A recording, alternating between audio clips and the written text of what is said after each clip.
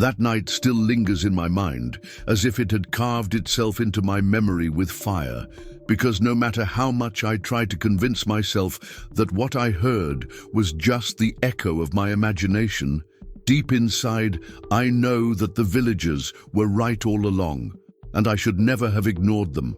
I arrived in Belo Horizonte on a late afternoon, the kind of day when the sky looked heavy and grey, promising rain that never came, and the streets of the small village just outside the city seemed unusually quiet, as if the entire place was holding its breath for the night to fall.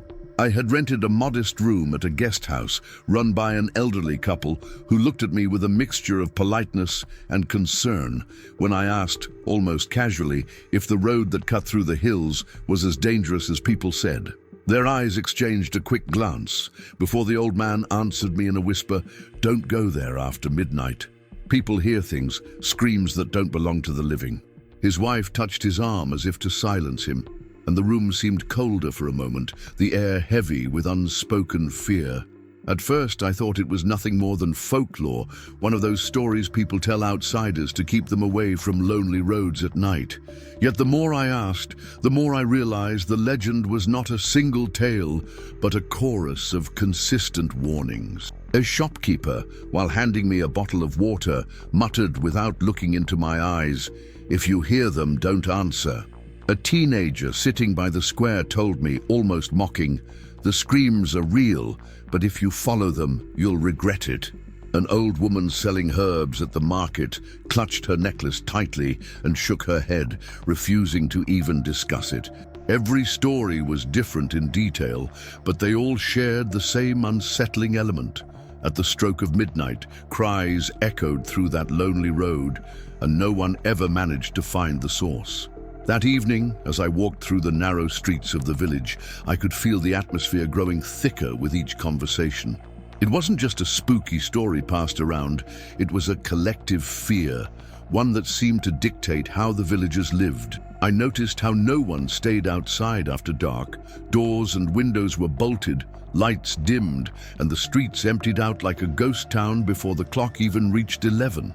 A strange curiosity burned inside me. Why did everyone act like this? What could possibly make an entire community live under the weight of silence and fear every single night? Standing on the edge of the road that stretched into the hills, I could almost hear the villagers' whispers in my head, urging me to stay away. But curiosity has a way of blinding reason, and instead of listening, I felt myself pulled toward the unknown, wanting to witness with my own eyes what they had all described with trembling voices. Still, before I even set foot on that path, something happened that unsettled me. From a distance across the silent fields, I thought I heard it faintly. A cry, muffled, like someone calling for help. It was so soft that I questioned if it was real, maybe the wind twisting through the trees. But when I turned, I noticed a young man closing his window quickly, avoiding my eyes, as if he too had heard it and wanted nothing to do with it. My heart began to pound, because that sound didn't belong to a storm, an animal, or an illusion. It was unmistakably human. I returned to the guest house unsettled, lying in bed as the minutes ticked toward midnight. The silence outside was unnerving, heavy, unnatural. And then it came again, clearer this time, slicing through the night like a blade through flesh, a scream, raw and desperate, echoing down the road. I froze. Every instinct screamed at me to stay inside, to bury my head under the blanket like the rest of the village surely did. But my pulse quickened with a mix of dread and fascination. Who was screaming? Were they alive? Were they trapped? And why, above all, did no one go to help? The old man's words from earlier replayed in my mind. Don't go there after midnight. People hear things. And for the first time, I wondered if I had stepped into something far darker than an innocent legend. That night, I didn't sleep. I just lay there listening, counting each cry as if they were notes in a macabre melody, knowing that the next night I wouldn't be able to resist going there myself. And that was how everything began. How I doomed myself to discover the truth behind that terrifying road in Belo Horizonte, a truth I wish I had never uncovered. The next morning, when the sun rose over the hills and bathed the village in golden light, it almost seemed absurd to think about the screams I had heard just hours before. The streets looked harmless, the people were friendly enough, and the road itself, visible from the square, cutting through the landscape like a ribbon of grey, looked no more threatening than any other stretch of asphalt. But appearances deceive, and soon I would realize that this particular road carried a history soaked in silence, whispers and tragedies that the villagers pretended not to remember. As I wandered through the square, I decided to probe a little further. At first, people dismissed my questions with forced smiles, but the moment I pressed harder, their expressions darkened. One truck driver, who was unloading goods at a small store, leaned closer to me and whispered, "You don't want to know what happens there. Just leave it." When I insisted, he glanced nervously at the hills before adding, "People hear voices. Sometimes they see things on the road. They try to follow the cries, but when they do, they don't come back the same."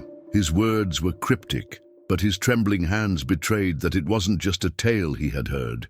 It was something he believed. Later that afternoon, while sipping coffee at a small diner, I overheard two men talking about an accident that had happened years ago. A bus carrying workers late at night had overturned on that very road after the driver swerved to avoid what he claimed was a woman standing in the middle of the lane. Dozens had died, their bodies scattered across the pavement, their screams echoing through the valley long after the flames had gone out. The official report listed brake failure, but the villagers swore the driver never changed his story until the day he died. He had seen her, pale and silent, staring at him through the smoke. My skin prickled as I listened, because suddenly the cries I had heard the night before no longer felt like mere echoes of imagination. They felt like remnants of that horror, still trapped, looping through time, haunting anyone reckless enough to listen. The reputation of the road was darker than I could have imagined. Every villager had a story, though most shared it reluctantly. A woman recounted how her cousin years ago was walking home late and vanished near the road. The only trace left behind was his backpack, abandoned in the middle of the asphalt. Another man swore he once saw headlights flickering in the distance as if a car was approaching, but when he pulled over to let it pass, no vehicle ever appeared. An old farmer claimed he had seen shadows darting between the trees along the road, tall and thin, moving faster than any human possibly could. And then there were the truckers who drove at night, many of whom admitted to hearing voices inside their cabins, whispers calling their names even though they were completely alone. Each story stacked upon the other, until the road felt less like a stretch of land and more like a threshold, a border between what was real and what was not. Despite all this, or maybe because of it, my fascination only grew stronger. I had always thought of myself as rational, grounded, unwilling to surrender to superstition. Yet something about those tales stirred me deeply. It wasn't just fear, it was the allure of the forbidden, the same temptation that makes people peer over the edge of a cliff or open a door marked, "Do not enter." That road was a scar across Belo Horizonte, and I wanted to see it with my own eyes at night, to understand why it had become the villagers' collective nightmare. I asked one last time, more directly, to the old man who owned the guest house. He sighed heavily, looked me straight in the eye and said, "If you walk that road after midnight, it won't just be screams you hear. They will notice you, and once they notice, they don't let go." His warning should have been enough to stop me. But instead, it sealed my decision. If the truth was so frightening that no one dared face it, then I needed to. That evening, as the sun dipped behind the hills and the sky bled into hues of crimson and violet, I walked once more toward the start of the road. In the daylight it had seemed ordinary, but now, under the first cloak of darkness, it felt entirely different. The lampposts lining its entrance flickered weakly, buzzing faintly as if fighting against some invisible force that drained their power. The trees loomed over the asphalt, their twisted branches knotting together like skeletal fingers. Even the air was different, still, heavy, waiting. Standing there on the threshold of that infamous stretch, I felt the weight of all the stories I had heard pressing down on me. Every tragedy, every whisper, every scream. They weren't just tales anymore. They were warnings, warnings I was about to ignore. And as I stared into the road that stretched endlessly into the night, a thought chilled me to the core. What if the villagers weren't afraid of the screams themselves, but of what followed them? I knew then that I wouldn't sleep again until I found out. I spent the entire day wrestling with myself, torn between the rational voice in my head that told me to leave this village immediately and the other, louder whisper that urged me to uncover the truth that had been haunting this road for decades. The villagers carried their fear like a second skin, etched into the lines of their faces, present in the way they locked their doors before sunset, in the way children were hurried indoors as soon as the church bell rang the evening hour. It was as if the whole place had a secret agreement with the night. Do not look, do not listen, do not step beyond the threshold. Yet there I was, preparing to break that pact. I told myself it was curiosity, maybe even arrogance, but deep down, I knew it was something else, an attraction to the unknown, to that invisible weight pressing against the edges of reality. And so, as the sky shifted from a burning orange to the bruised purple of dusk, I gathered what I thought would protect me. A flashlight, a recorder to capture any sound, my cell phone for video, and a notebook where I scribbled observations like some amateur investigator chasing a ghost story. I checked each item twice, but none of them made me feel safer. Before setting off, I decided to speak once more with the old villager who had first warned me so fiercely. I found him sitting on his porch, rocking slowly in a chair that creaked under his weight. His eyes, clouded with age, seemed to see far beyond me as I asked about the road. He listened in silence, the chair groaning with each sway, until finally he muttered, "If you go, you will hear them closer than you ever wished to, and if you hear your name, do not answer." The way he said it made the hair on my arms rise, because it wasn't spoken like folklore, but like instruction, practical, urgent, almost desperate.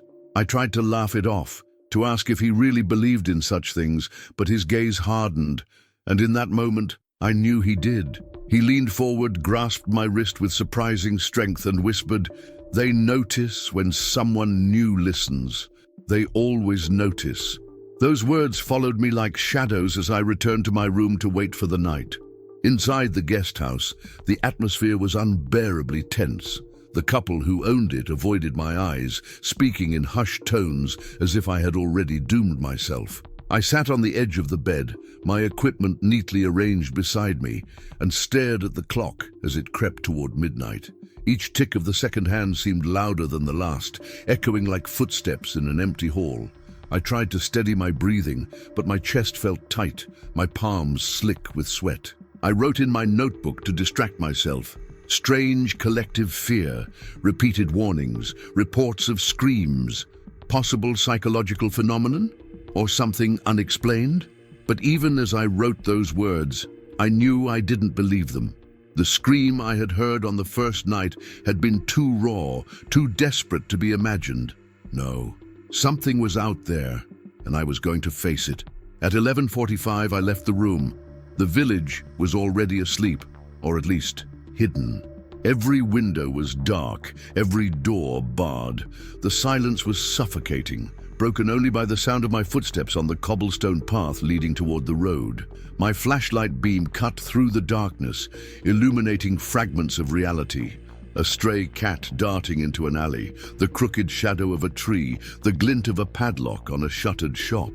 It felt like I was walking through an abandoned world, yet I knew every eye that dared peek from behind curtains was following me, horrified at what I was about to do. By the time I reached the edge of the road, my heart was hammering so loudly, I feared it would drown out the very cries I had come to hear. The asphalt stretched before me, slick with dew, reflecting the pale light of the moon like a blade. The air was unnaturally still, thick with the kind of silence that makes even the smallest sound ring out. I placed the recorder on, its red light blinking steadily in my hand, and took a deep breath that tasted of iron and damp earth. At that moment, I felt as though I was standing on the border of two worlds, the safe, ordinary life behind me in the village, and the unknown abyss ahead, waiting with open arms. I told myself to take one step, then another, just a short walk to test the ground, nothing more. But deep down, I knew I was already committed.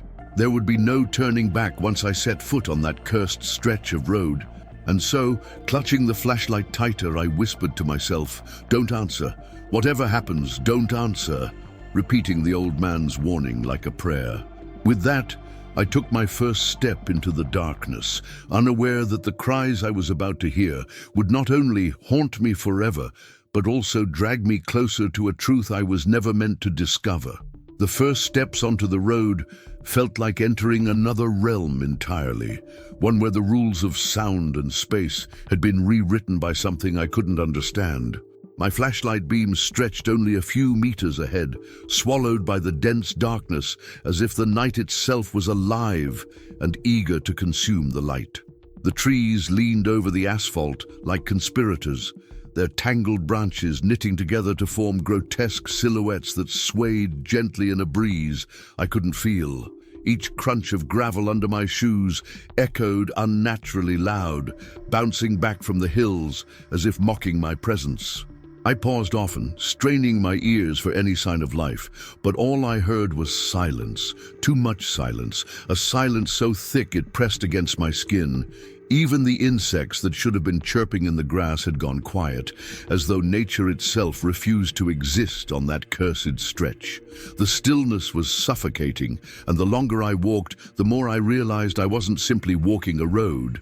I was trespassing into a wound carved deep into the earth. Minutes passed, though they felt like hours. My recorder's red light blinked faithfully in my hand, but no sound came except for my footsteps and the faint, uneven hiss of the device itself. That hiss unnerved me, because I could swear, in fleeting moments, it seemed to shape itself into whispers like words caught between frequencies. I shook my head, convincing myself it was paranoia. Yet as I walked deeper, I began to feel an invisible weight on my shoulders, the sense that something was watching from just beyond the edge of my vision. At one point, I swung the flashlight wildly toward the bushes on the roadside, certain I had caught movement in the corner of my eye, but all I saw was emptiness, the beam revealing only twisted vines and shadows that twisted back into place as soon as I looked away. My chest tightened. I tried to steady my breathing, but each inhale was shallow, each exhale shaky, and the thought of turning back clawed at the back of my mind. Still, the curiosity, the hunger for the truth, kept my legs moving forward.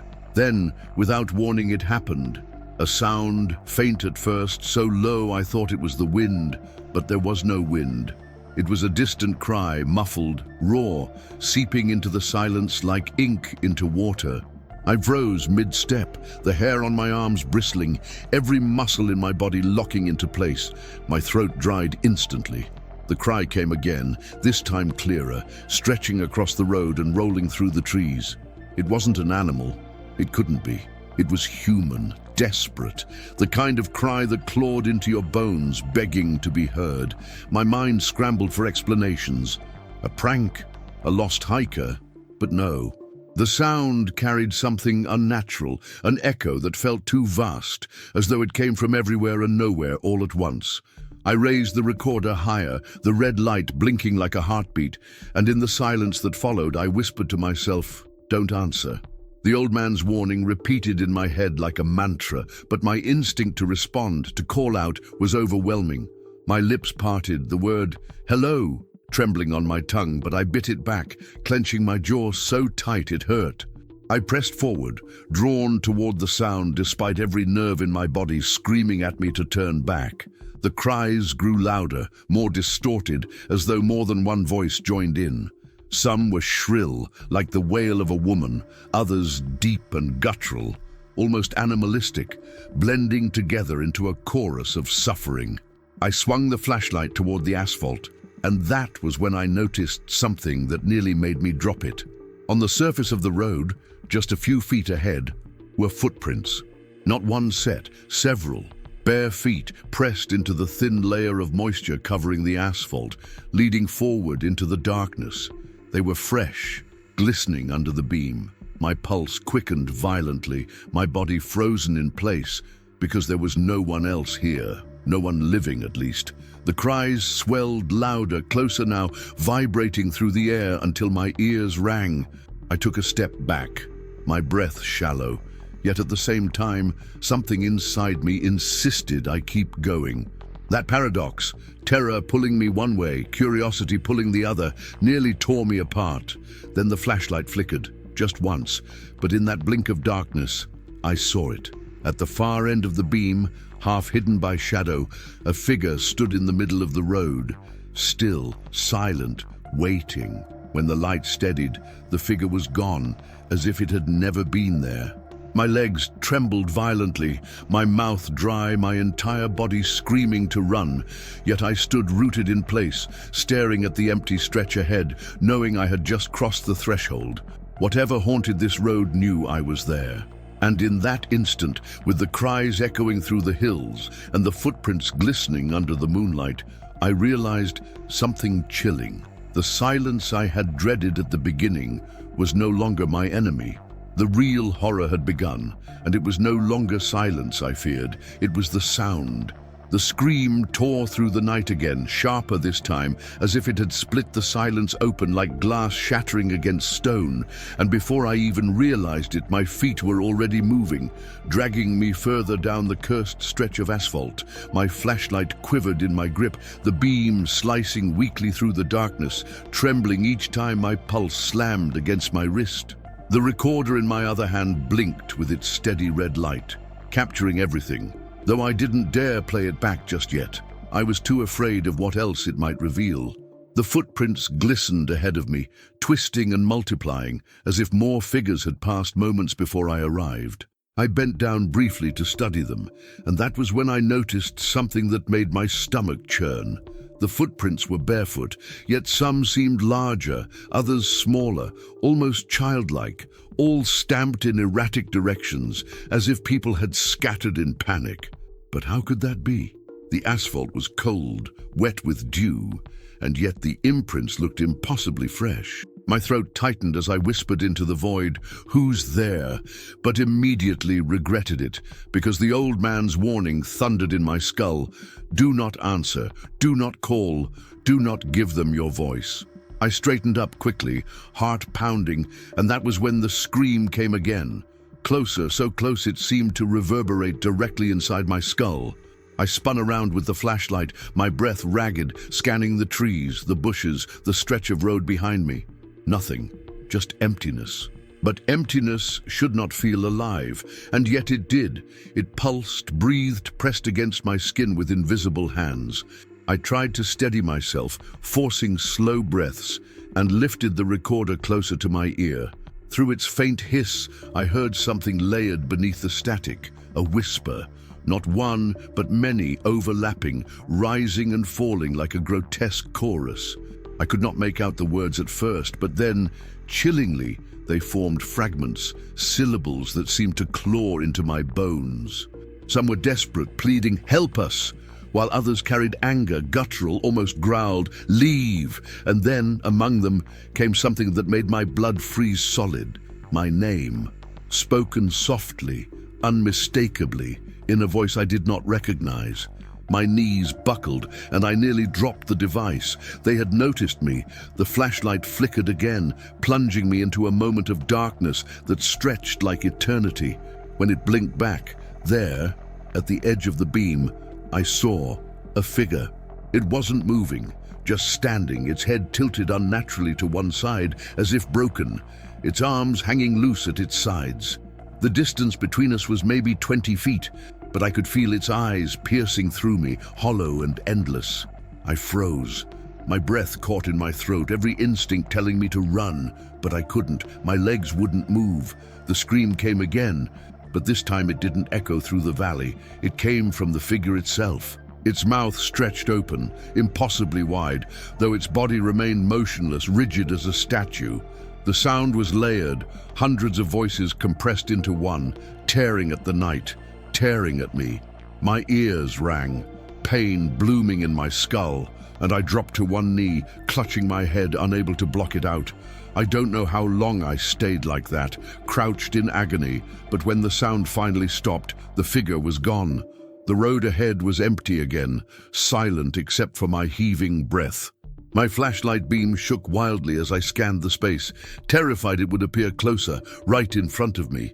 My vision blurred with tears of panic, and the taste of metal filled my mouth where I had bitten my tongue.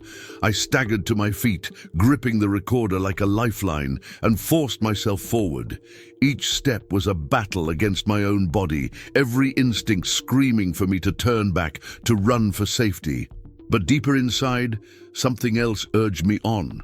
The certainty that I had crossed a line, and there was no going back now. They had seen me, heard me, and whatever this road held, it wasn't going to let me leave without showing me more. That was the moment I realized this wasn't just about screams in the night. This road wasn't haunted by echoes.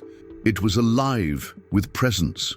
Something dwelled here, something that fed on fear and attention, something that wanted me to listen, to notice, to follow.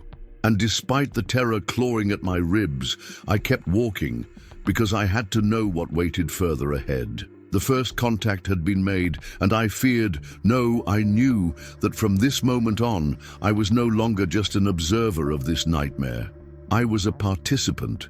The road curved ahead, like a serpent coiled in the darkness, and with every step I took, the cries grew louder, twisting and multiplying until they no longer sounded like isolated voices, but like a crowd pressed against the walls of reality, bleeding through. My flashlight trembled as I raised it, the weak circle of light sliding over cracked asphalt and fragments of shattered glass that glistened faintly under the dew. The air smelled faintly of rust and smoke, as if the wreckage of a long-forgotten fire still lingered here, though the accident had happened decades ago. My heart thudded painfully against my chest as I realized I had reached the place the villagers had whispered about, the cursed curve, where the bus full of workers had overturned and burned in the middle of the night. The locals avoided even saying its name, but here it was, sprawled in front of me, a scar carved into the road itself. My breath fogged in the cold air, curling around my face as I took cautious steps forward, the cries swelling like waves against the cliffs. They weren't distant anymore. They surrounded me. They were above me, below me, threading themselves into my very bones. I could hear men shouting, women wailing, and children screaming all at once, overlapping in a chaotic symphony that made my stomach twist with nausea. And yet, as horrid as it was, I could distinguish fragments of words, pleas for help, desperate prayers, and sometimes a chilling, guttural laughter that had no place among the suffering. I raised the recorder, the blinking red light steady, and in that moment, I knew it was capturing far more than my ears could comprehend. Through the static, voices slithered clearer, sharper, like whispers pressed directly into the microphone. "We are still here," one hissed, followed by another, shrill and broken. "Don't leave us." Then came the worst of them, a child's voice trembling, soaked in despair. "It hurts." My knees weakened, and for a moment I thought I would collapse onto the road, my legs betraying me under the crushing weight of those cries.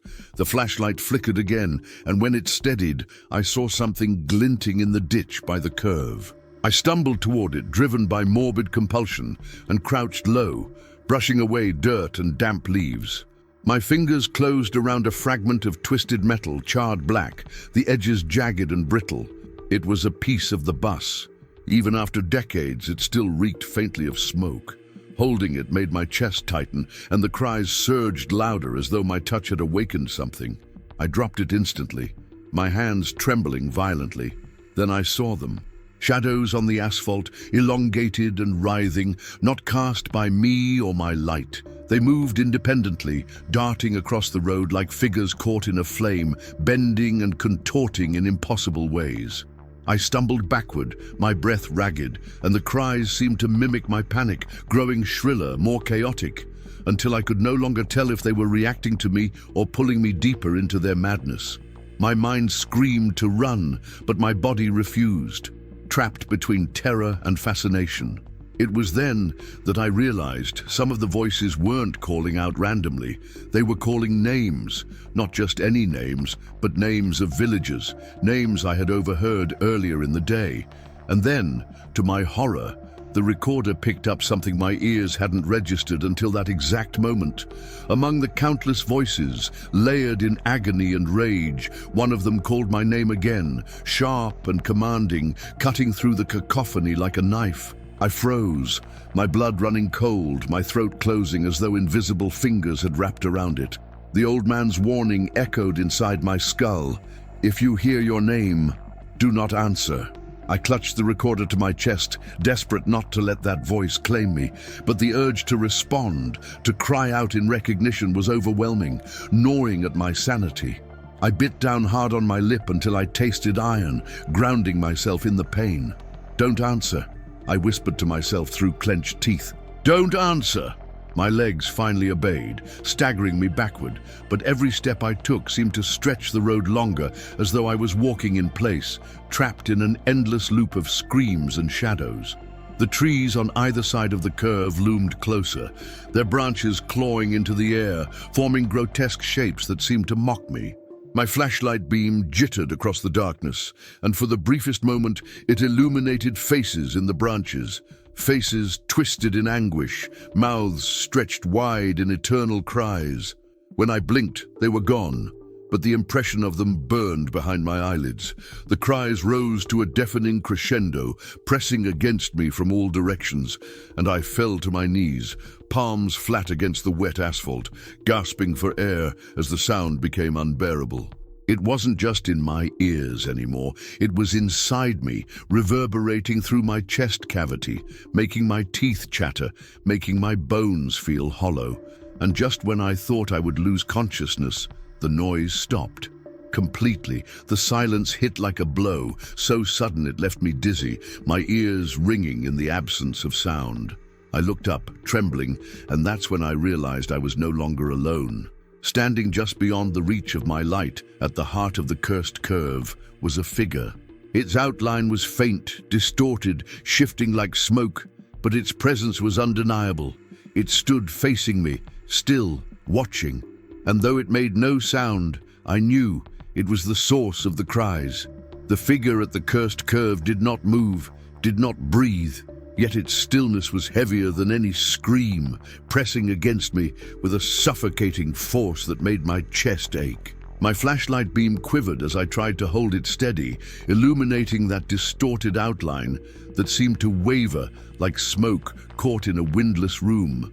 I wanted to believe it was my imagination, that fear was conjuring phantoms from the shadows, but the longer I stared, the clearer its presence became, too real to deny, too deliberate to dismiss. Then, with a sudden jolt, the silence fractured.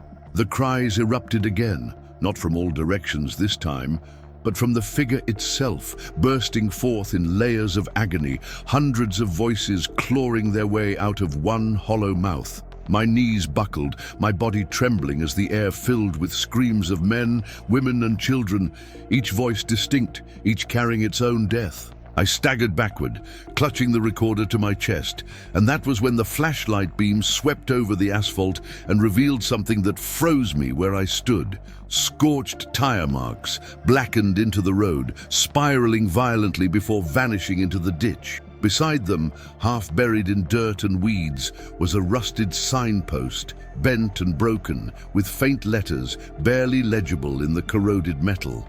It was a bus company's logo. My stomach dropped as the realization pierced me like ice. The villagers had been right. This was the exact spot where the accident had taken place, and the cries I was hearing weren't echoes from nowhere. They were remnants of that night, fragments of pain anchored to this cursed ground, replaying their final moments endlessly, feeding on the living who dared to listen. But as I crouched lower, inspecting the blackened scars on the asphalt, I saw something that made my breath hitch. There were objects scattered along the edge of the road, personal belongings half buried but unmistakable. A child's shoe, its fabric frayed and rotted with time. A rusted thermos, its handle broken. A cracked pair of glasses reflecting the beam like two dull eyes staring back at me. Each item felt like a scream of its own, frozen in silence, and as I brushed away the dirt, the cries surged louder, angrier, as if disturbed by my intrusion. I stumbled backward, heart hammering, and when I raised my flashlight again, the figure was gone. In its place, however, were many more. Shadows lined the road, faint silhouettes shimmering in the dark, some tall, some small, swaying gently as if tethered to invisible strings. My throat clenched shut as they shifted closer, not with steps, but with flickers, appearing nearer each time I blinked. Their faces were indistinct, blurred like wet paint running down glass, but their mouths were wide open, contorted into shapes of eternal screams.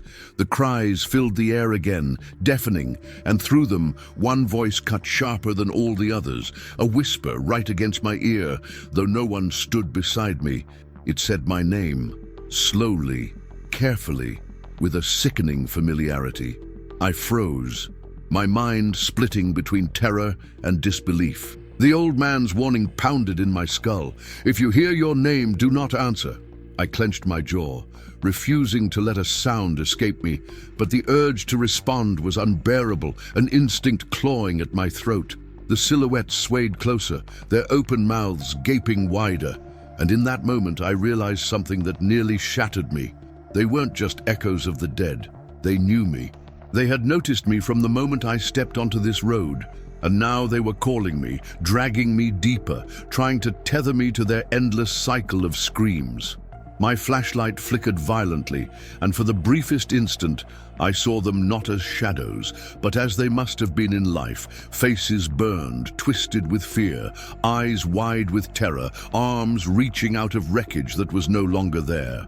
When the beam steadied, they were shadows again, but the impression lingered, burned into my vision. My body shook, sweat dripping down my temples, my legs ready to give way. I forced myself to stagger forward, hoping distance might break the illusion, but every step only seemed to stretch the road longer. The shadows following, matching my pace without moving their legs. Then my foot struck something metallic, and I looked down to find a license plate, torn from a vehicle long destroyed, its numbers half erased by rust. I bent down to pick it up, and the moment my fingers brushed its surface, a new scream erupted.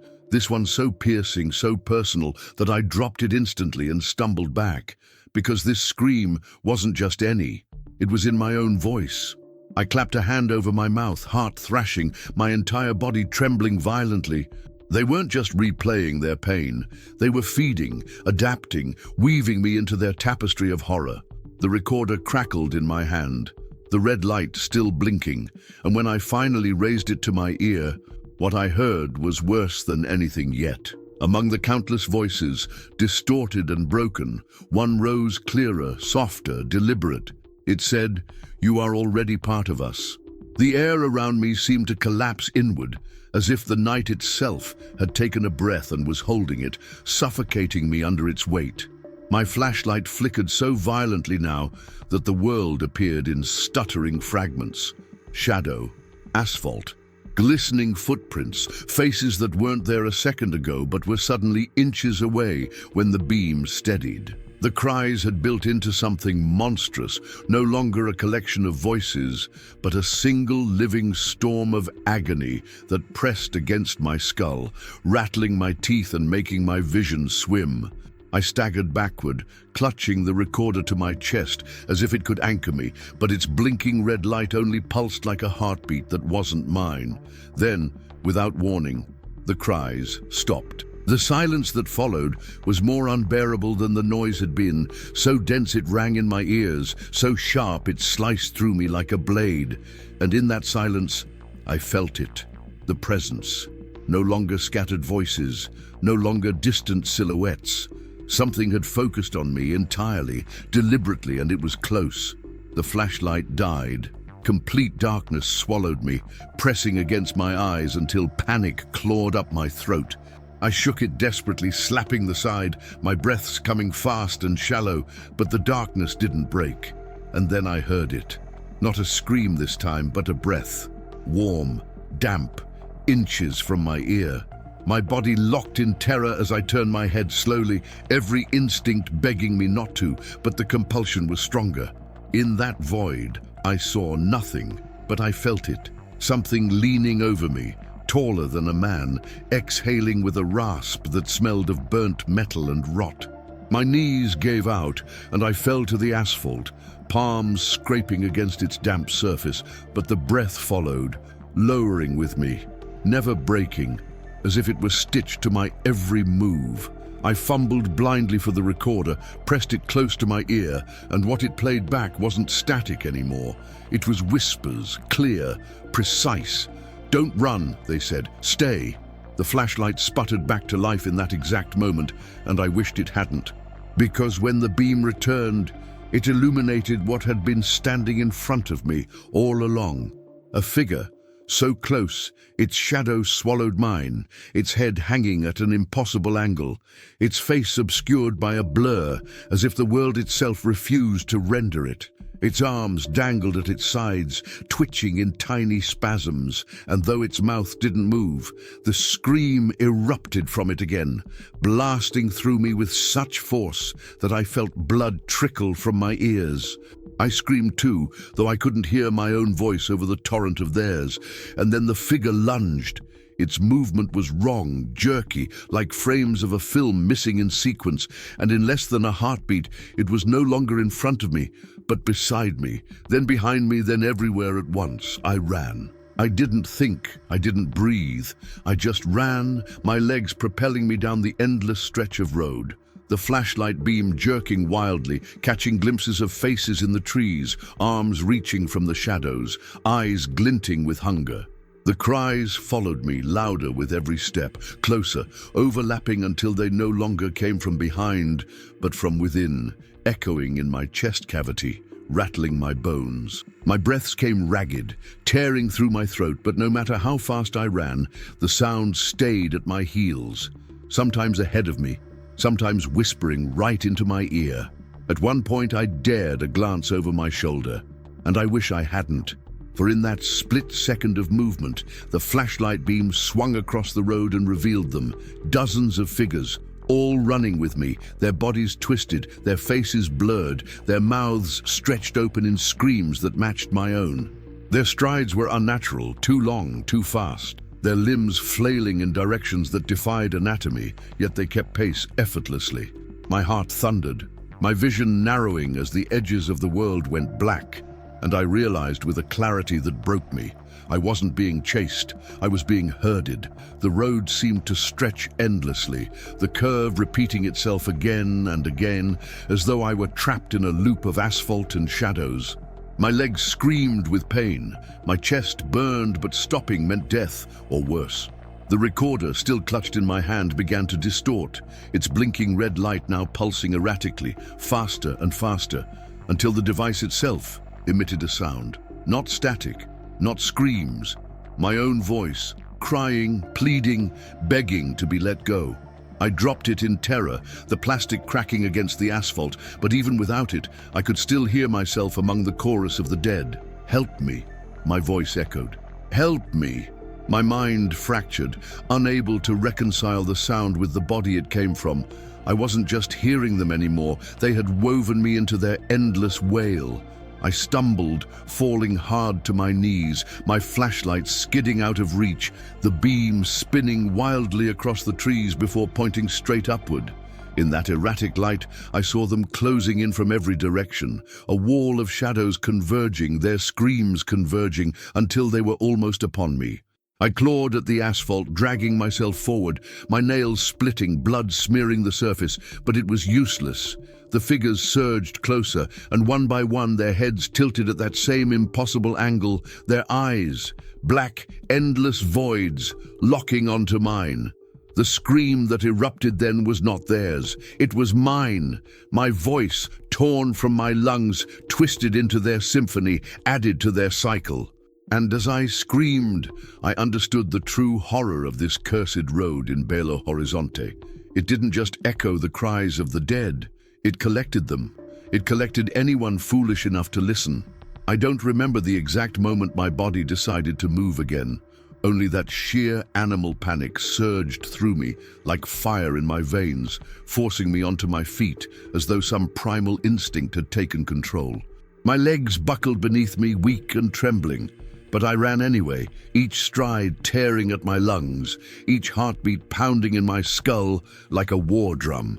The cries chased me, weaving through the trees and over the asphalt, no longer behind or beside me, but inside me, resonating through my bones as if I were nothing more than a vessel for their endless torment.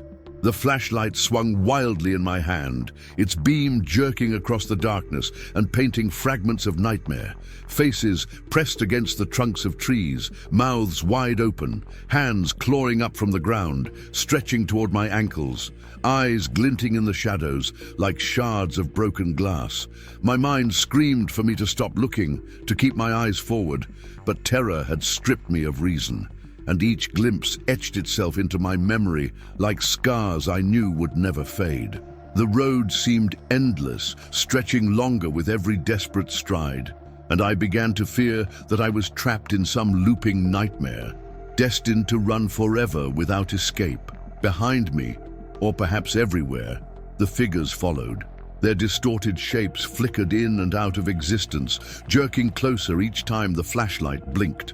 Their screams rose higher until they were no longer sounds, but vibrations that shook the ground beneath my feet. My knees nearly gave out with every step, yet something, some force, perhaps survival itself, propelled me forward. The recorder, which I had dropped minutes before, no longer in my grasp, still echoed in my ears as though tethered to me by something unseen. I could hear my own voice among theirs, twisted and multiplied, begging and pleading in words I never spoke. "Stay!" it cried. "Don't leave us!"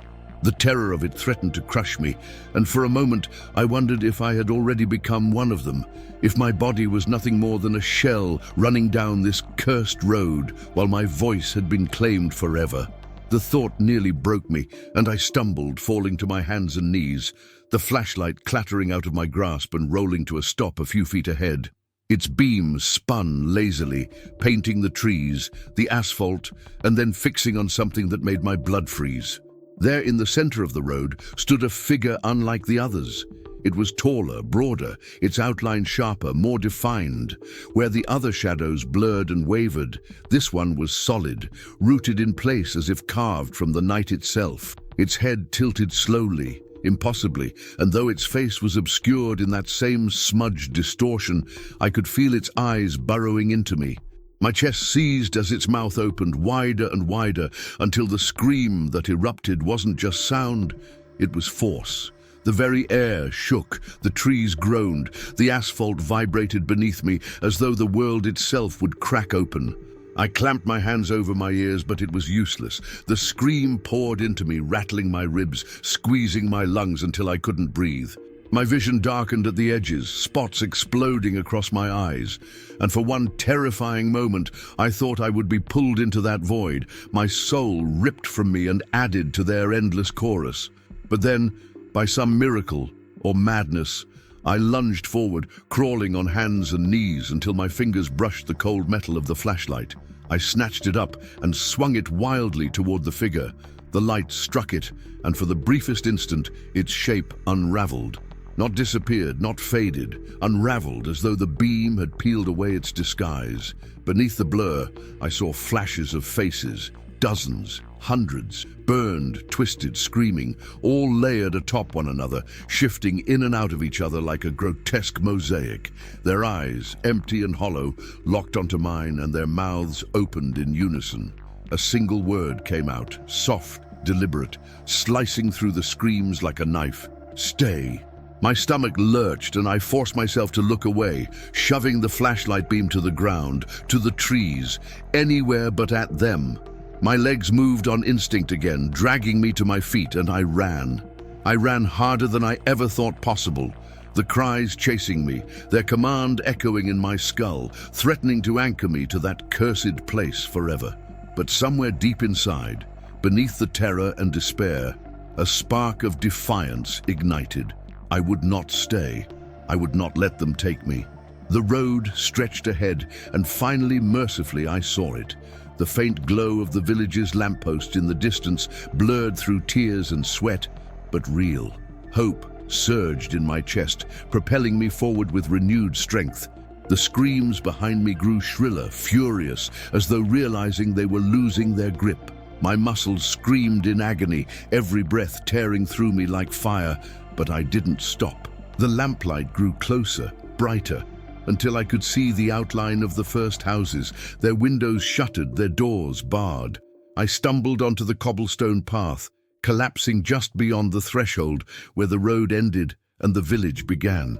The cries stopped instantly, cut off as though a wall had slammed down between us. The silence that followed was so sudden it rang in my ears, but it wasn't peaceful. It was the silence of something waiting, patient, knowing I had escaped for now but not forever. My chest heaved, my vision swam, and as I lay there on the cold stones, I realized the truth that made my blood run colder than any scream had that night. I had left the road, but the road had not left me.